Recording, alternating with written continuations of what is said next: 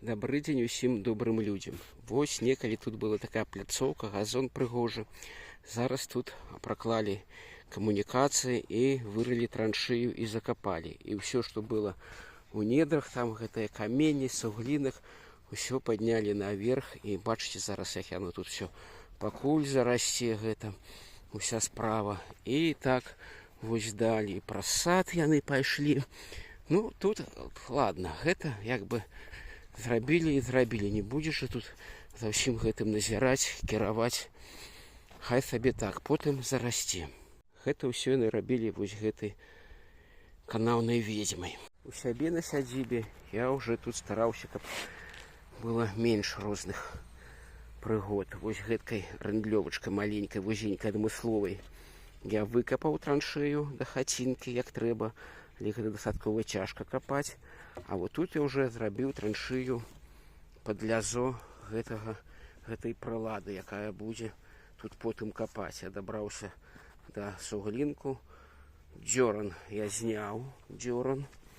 Вось ён такі прыгожы. Паглядзіце, які ён роўненькі тут усё. Гэта вось дзёран.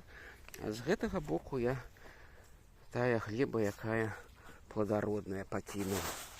А тут ужо будзе гэтым лязом працаваць гэтая ведзьма, будзе выкідаць, а потым я пагляджу, як хлеб зрабіць. Але тут мне галоўнае, каб захаваць гэтую лужайку сваю, каб не было так, як звонку. І гэта я зрабіў не проста так. Перш-наперш я нацягнуў капронавую нітку, каб яна нам паказвала накірунак руху. І тут замацаваў металічную шыну, якая будзе нам таксама не даваць уйсці ў бок нашай адмысловай тэхніцы прыкопцы.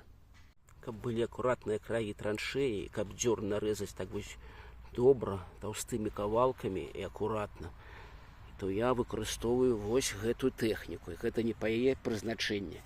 І трэба рэзаць бетон, але для гэтага яна таксама выдатна падыходзіць. Калі паглядзець, края абрэзаны роўненька, усё выдатна. І дзёран не разваливаецца. Вось яскравы прыклад, як я дзёран рэзаў лапатай. Ён, бачыце, ён весь такі рыхлы, паспрабую яго там пакласці на месца. Альбо вось гэты вузенькі дзёран таксама. Ну, па-першае, што няроўны, па-другое, ён такімі вялікімі пластамі ты яго не здымеш пасля рыдлёўкі. Прапіліў, заглыбіўся, а потым усё як на малюнку. Трэба рухацца ў адваротны ў гэты бок. І яно ўсё тут рэжа, як трэба.